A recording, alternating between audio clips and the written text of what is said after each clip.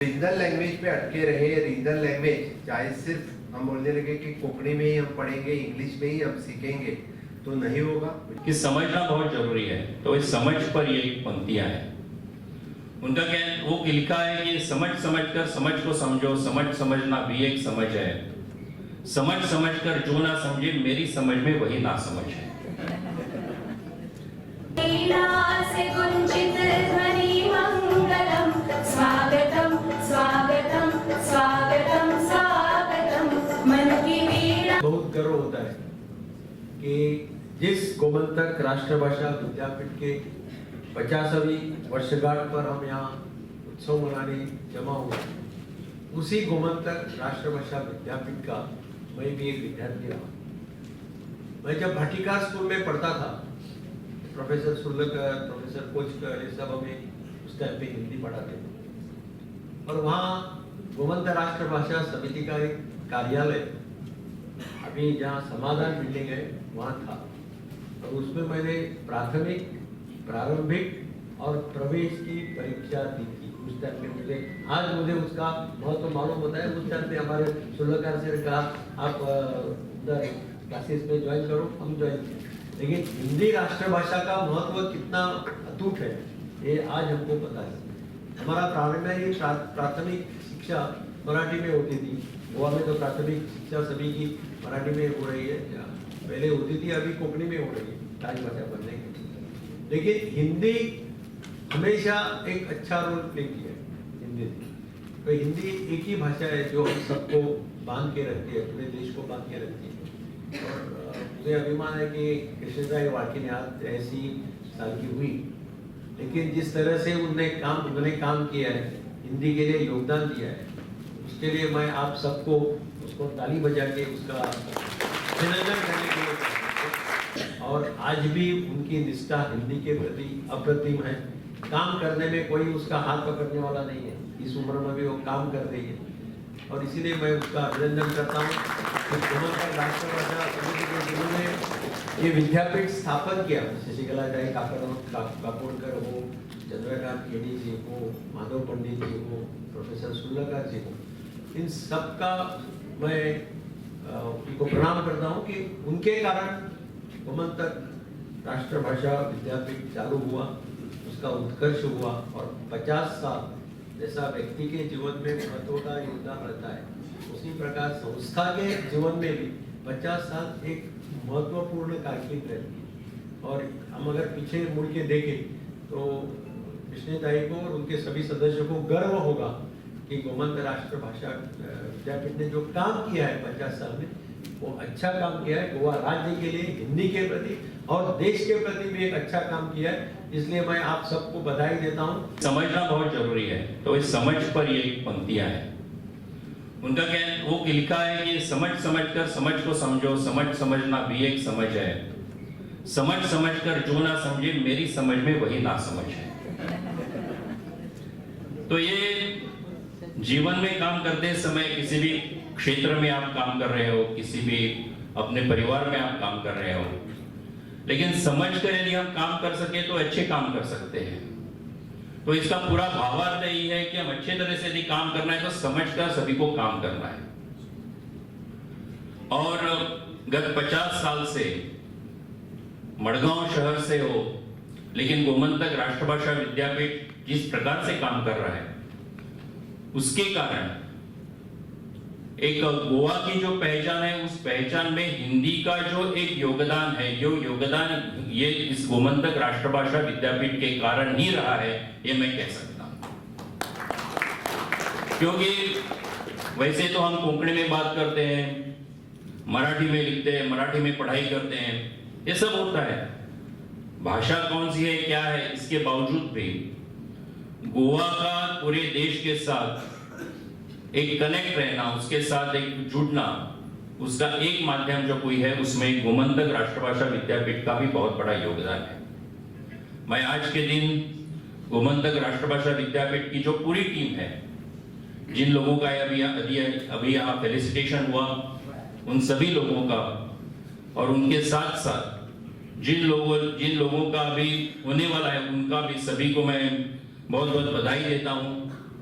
और कृष्णीताई जी के नेतृत्व में जिस प्रकार से गोमंतक राष्ट्रभाषा विद्यापीठ यहाँ पे काम कर रहा है, मुझे पूरा विश्वास है कि नए नए लोग जुड़ते जाएंगे, भाषा का विकास होता जाएगा और गोमंतक राष्ट्रभाषा विद्यापीठ भी आगे बढ़ता जाएगा। स्वतंत्र के बाद कुछ लोग गोवा में आए तो कर्नाटक, महाराष्ट्र, केरल, ये लोग गोवा में आके गोवा में स्थायी हो गए और उससे बाद में कन्नड़ का प्रभाव भी गोवा में कुछ बढ़ गया।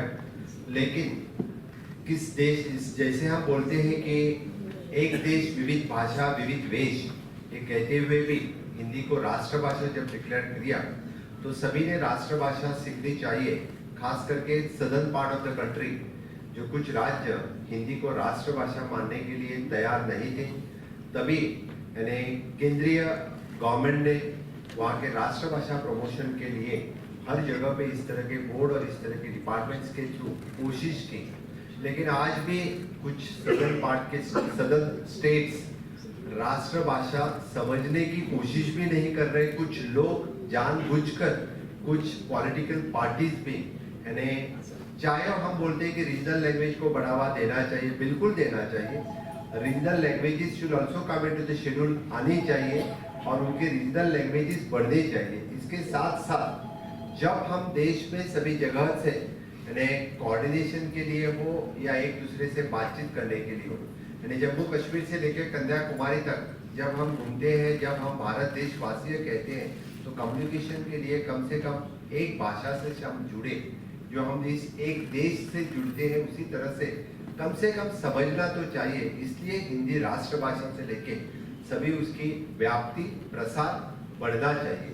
इसीलिए मुझे लगता है कि जो 50 साल से गोवा में काम हो रहा है, मुझे लगता है कि उस वक्त की स्थिति जब 1961 में जब गोवा स्वतंत्र हुआ था, तब गोवा की स्थिति वही होगी कि गोवा में बहुत ही कम लोग जो हिंदी पढ़ने वाले, हिंदी लिखने वाले, हिंदी जानने वाले रहेंगे। फिर भी इस संस्था ने बहुत बड़ा योगदान दिया।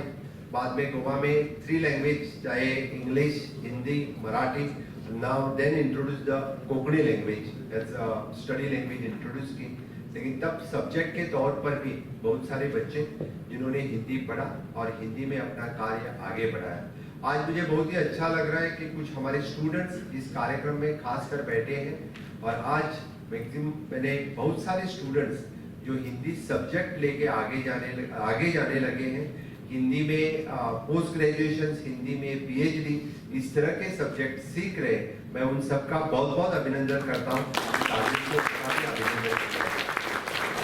हम सिर्फ रीजनल लैंग्वेज पे अटके रहे, रीजनल लैंग्वेज चाहे सिर्फ हम बोलने लगे कि कोंकणी में ही हम पढ़ेंगे, इंग्लिश में ही हम सीखेंगे तो नहीं होगा। मुझे लगता है कि multi languages one should know, यानी वही तो कि आज न्यू एजुकेशन पॉलिसीज में रीजनल लैंग्वेजेस के साथ साथ हिंदी को भी बढ़ावा ढेर सारे दिया है। और इसीलिए मुझे लगता है कि आज फिर एक बार देश में विविधता से एकता, यही कहते हुए हिंदी को बहुत ही इम्पोर्टेंस दिया है। आज यानी हर एक ट्रांसलेशन, जिस तरह से हम बोलते हैं कि पहले जब इंग्लिश में ही आता था वही ट्रांसलेशन, आज जीआर का ट्रांसलेशन भी हिंदी में आने लगा है। That is the achievement of our government.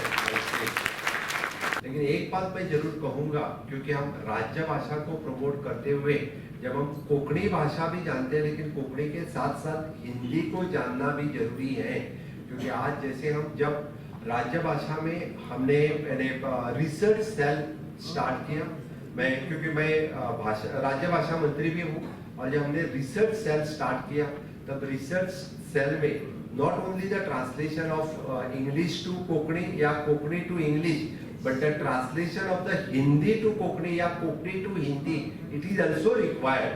और इसी के तहत हम राज्य भाषा संचालनालय की तरफ से हम इस तरह के ट्रांसलेटर्स, चाहे वो जो हिंदी से कोंकणी में ट्रांसलेट करने वाले हो या कोंकणी से हिंदी में ट्रांसलेट करने वाले, इस तरह के ट्रांसलेटर्स की भी डिपार्टमेंट में जरूरत है।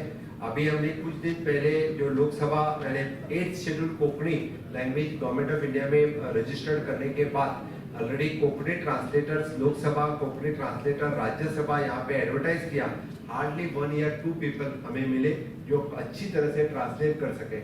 अभी भी ट्रांसलेटर्स की जरूरत है। उन्होंने कहा है कि आप और फिर एक बार एडवर्टाइज देके इस तरह के जो मल्टी लैंग्वेज ट्रांसलेटर्स इस कोंकणी से सब लैंग्वेज में ट्रांसलेट करना चाहिए। उन्होंने हिंदी में इंग्लिश में इस तरह के ट्रांसलेटर्स हमें चाहिए।